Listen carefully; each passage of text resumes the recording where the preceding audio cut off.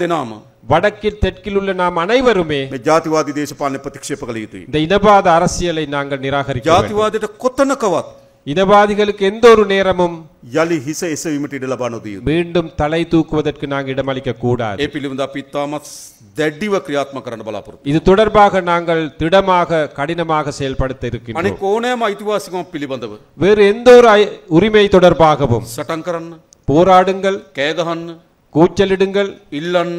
கோருங்கள். හැබැයි ජාතිවාදී වෙනුවෙන් කිසිවක් කරන්න එපා. ஆனால் இனவாதம் சார்பாக ஒன்றுமே செய்ய வேண்டாம். ඇයි ஏன் அது? ඒ ජාතිවාදී ගැටුමින් ඇති තරම් බැට කාපු ජනතාවක් අපි. அந்த இனவாத போராட்டத்தின் ஊடாக எவ்வளவோ இன்னல்களுக்கு முகம் கொடுத்த மக்கள் நாங்கள். තවදුරටත් අපේ අනාගතය தொடர்ந்தும் எமது எதிர்காலத்தை ජාතිවාදී ගැටුමේ ගොදුර බවට පත්වීමට ඉඩ නොදිය යුතුයි. இனவாத போராட்டத்தின் ஒரு இரையாக நாங்கள் வழங்கக்கூடாது. අන්න එහෙම කල්පනා කරමින් වැඩ කරන ආණ්ඩුවක් අපි. அவ்வாறு நினைத்து செயல்படும் அரசாங்கம் நாங்கள். මා දන්නා උතුරේ ජනතාවට, எங்களுக்கு தெரியும் இந்த வடமாகாண மக்களுக்கு, තරුණ තරුණියන්ට, இளைஞர் யுவதிகளுக்கு, යුද්ධෙන් අවතැන් වූ ජනතාවට, யுத்தத்தால் பாதிக்கப்பட்ட மக்களுக்கு, යුද වැන්දබුවන්ට யுத்தத்தால் பாதிக்கப்பட்ட විශාල ප්‍රශ්න ප්‍රමාණයක් තිබෙනවා මා දන්නවා. பல பிரச்சனைகள் இருக்கின்றது என்று எங்களுக்கு தெரியும். අපි එකින් එක நாங்கள் ஒவ்வொன்றாக ක්‍රමවත්ව முறையாக පිළිවෙලකට ஒரு முறைப்படி මේ ප්‍රශ්න විසඳීමට බලාපොරොත්තු වෙනවා. இந்த பிரச்சனைகளை தீர்ப்பதற்கு நாங்கள் උතුරේ எதிர்பார்க்கிறோம். දීවර ජනතාව ඉන්නවා. வடக்கில் கடத்தொழிலாளர்கள் එම இருக்கின்றார்கள். ජනතාවට අවශ්‍ය නැ දීවර වරායල් ටික அவர்களுக்கு தேவையான அந்த இறங்கு துறைகள், දැල්ලාම් පන සාධාරණ මිලකට வலைகள் போன்றவற்றை ஒரு நியாயமான விலையிலே, අයිස් නිෂ්පාදනය කිරීම සඳහා අවශ්‍ය නැ පහසුකම් ஐஸ் போன்றவை உற்பத்தி செய்வதற்காக தேவையான අපි ඇති කරලා දෙන්නම්. வசதிகள் நாங்கள் செய்து கொடுப்போம். දීවර කර්මාන්තය ශක්තිමත් කර්මාන්තය බවට පත් කරන්න.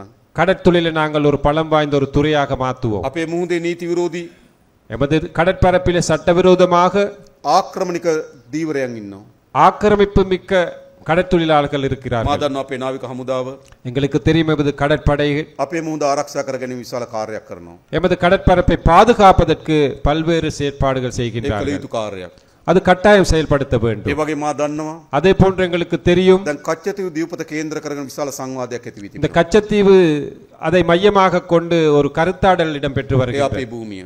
அது எங்களுடைய මා நிலம். අවශ්‍ය කච්චතීව දීපතට එන්න බලාපොරොත්තු වෙනවා. நான் பின்னேரம் கச்சத்தீவுக்கு செல்வதற்கு எதிர்பார்க்கின்றேன். මේ මුහුදත්, இந்த கடற்பரப்பு, මේ ගොඩබිමත්, இந்த நிலப்பரப்பு, මේ අහසත් இந்த வான்பரப்பு අපේ ජනතාවට අයිතියි. எமது மக்களுக்கு சொந்தமானது. කිසිවෙකුට எந்த ஒரு நபருக்கும் බලහත්කාරයෙන් හෝ பலவந்தமாக ආධිපත්‍යයෙන් அல்லது ஒரு அதிகாரம் යටපත් කර ගැනීම සඳහා අපිට දෙන්නේ නැහැ. அதை அடிமைப்படுத்துவதற்கு நாங்கள் இடமளிக்க மாட்டோம். රටේ කොතනක ඉපදුනත්, நாட்டில் எந்த ஒரு இடத்திலே මොන பிறந்தாலும், භාෂාව කතා කරත්, எந்த ஒரு மொழியை මොන கதைத்தாலும், සංස්කෘතියෙන් ජීවත් වුණත් எந்த கலாச்சாரத்தினுள் එම வாழ்ந்தாலும் ජනතාවගේ අයිතීන් ආරක්ෂා කිරීම அந்த மக்களுடைய உரிமைகளை பாதுகாப்பது රජයක් හැටියට අපේ වගකීමක්. அரசாங்கம் என்ற அடிப்படையிலே அது எங்களது பொறுப்பு. අපි ඒක ඇති කරනවා. நாங்கள் அதை ඒ நிறைவேற்றுவோம். වගේ මේ යාපනයේ උතුරේ அதே போன்று இந்த யாழ்ப்பாணத்தில் තරුණ வடக்கு තරුණ රැකියා අවස්ථා නිර්මාණය කිරීම සඳහා இளைஞர் யுவதிகளுக்கு வேலை வாய்ப்புகளை අලුත් ஏற்படுத்துவதற்கு කර්මාන්ත පුර 3ක් ආරම්භ කිරීමට අපි புதிய බලාපොරොත්තු கைத்தொழில் மையங்கள் 3 ஏற்படுத்த நாங்கள் தயார். වෙනවා. මා කර්මාන්ත අමාත්‍යාංශ පහුගිය සතියේ අපේ ලේකම් කාර්යාලයට කැඳෙව්වා. கைத்தொழில் அமைச்சர்களை நாங்கள் எமது ඔවුන් செயலகத்துக்கு வரவழைத்து பேச்சுவார்த்தை අවශ්‍ය நடத்தினோம். වෙන මුදල් සියල්ල වෙන් කරලා තිබෙන්නේ. தேவையான நிதி எல்லாமே நாங்கள் ஒதுக்கி இருக்கிறோம். කර්මාන්ත පුර ටික හදන්න ඕන. கைத்தொழில் மையங்களை ආයෝජකයන් புனரமைப்பதற்கு ගේන්න ඕන. முதலீட்டாளர்களை வரவழைக்க අලුත් வேண்டும். රැකී රස්සාව ස්පාදනය වෙන්න ඕන. புதிய தொழில் வாய்ப்புகள் அதில் ඒ உருவாகும். සඳහා අපි සැලසුම් කරනවා. அதற்கு நாங்கள் திட்டமிடுகிறோம். අපේ සංචාර කර්මාන්ත වේගයෙන් උඩට යමින් තිබෙනවා. எமது சுற்றுலாத்துறை வேகமாக வளர்ந்து வருகிறது. ඒත් උතුර ஆனால் வடக்கிலே, මේ යාපනය யாழ்ப்பாணத்திலே සංචාර කර්මාන්තය හොඳ ගමනාන්තයක් නොවේ. சுற்றுலாத்துறையிலே சிறப்பான ஒரு இடம் அல்ல. එනිසා අපි ஆகவே நாம் විශාල සංචාර කර්මාන්ත වැඩසටහනක් ආරම්භ කිරීමට බලාපොරොත්තු ஒரு மிகப்பெரிய திட்டம் ஒன்று நாங்கள் இந்த சுற்றுலாத்துறை மேம்படுத்த වෙනවා. எதிர்பார்க்கிறோம். දැනටමත් நாங்கள் இப்போதே මේ ප්‍රදේශවල වැඩ කරපු இந்த பகுதியிலே பணிபுரிந்த හමුදාවේ නිලධාරීන්, ராணுவ தலைவர்களை, රාජ්‍ය නිලධාරීන්, அரச அதிகாரிகளை, සංචාර කර්මාන්තය පිළිබඳ අවබෝධයක් තියෙන කණ්ඩායම් එක්ක சுற்றுலாத்துறை தொடர்பாக கருத்து அந்த கல்வித்துறை சார்ந்தவர்கள் එම සංචාරක කර්මාන්තය දියුණු කිරීම සඳහා වැඩපිළිවෙළ සකස් කරනවා. இந்த சுற்றுலாத்துறையை மேம்படுத்துவதற்கு அவர்களுடன் சேர்ந்து ஒரு திட்டத்தை மேற்கொள்வோம். ඒ වගේ මේවා සාරවත් බිම්. அதே போன்று இது ஒரு செழிப்பான மண். අපි ආණ්ඩුවකට කටයුතු කරන්න ඕන කොහොමද? நாங்கள் அரசாங்கம் என்ற அடிப்படையில் இவ்வாறு செயல்பட வேண்டும். අප රජයක් ලෙසත් நாங்கள் ஒரு அரசு என்ற அடிப்படையில் පෞද්ගලිකවත් විශ්වාස කරනවා. தனிப்பட்ட ரீதியிலும் நம்புகின்றோம். යලි අපේ රටේ යුද්ධයක් එන්නේ නැහැ. மீண்டும் ஒரு முறை எமது நாட்டிலே யுத்தம் ஒன்று ஏற்படாது. හැබැයි අපේ මනෝභාවය මොකද්ද? ஆனால் எமது மனநிலை எவ்வாறு? කොයි වෙලාවෙ හරි යුද්ධයක් ඒවි කියලා. எந்த ஒரு நேரத்திலாவது யுத்தம் ஒன்று வருமா என்று நாங்கள் நினைத்துக் අපි கொண்டிருப்போம். විශාල කඳුරු පවත්වාගෙන යනවා. நாங்கள் பெருமளவு முகாம்களை நடத்தி අපි செல்கின்றோம். වැඩ කරන්න ඕන යුද්ධයක් එයි කියලාද? இவற்றை நாங்கள் ஒரு யுத்தம் வரும் என்று நாங்கள் நடத்தி செல்ல வேண்டுமா? අපි වැඩ කරන්න ඕන යුද්ධයක් නොවෙන්න. நாங்கள் சேவை செய்ய வேண்டும் யுத்தம் ஒன்று வராமல் இருப்பதற்கு. නමුත් මා දන්නවා ஆனால் எனக்கு தெரியும் සංවාදයක් තියෙන මොන වගේද? ஒரு கருத்தாடல் இருப்பது எதற்காக? යුද්ධයක් එයි யுத்தம் வரும், ආවොත් මේවා වුණා.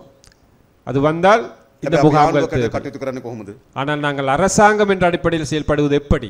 යුද්ධයක් එන්නේ නැහැ. யுத்தம் வராது. යුද්ධයක් නොවෙන්න වැඩ කරනවා. யுத்தம் வராமல் இருக்க நாங்கள் செயல்படுகிறோம். එහෙනම් මොකද්ද කරන්න ඕන?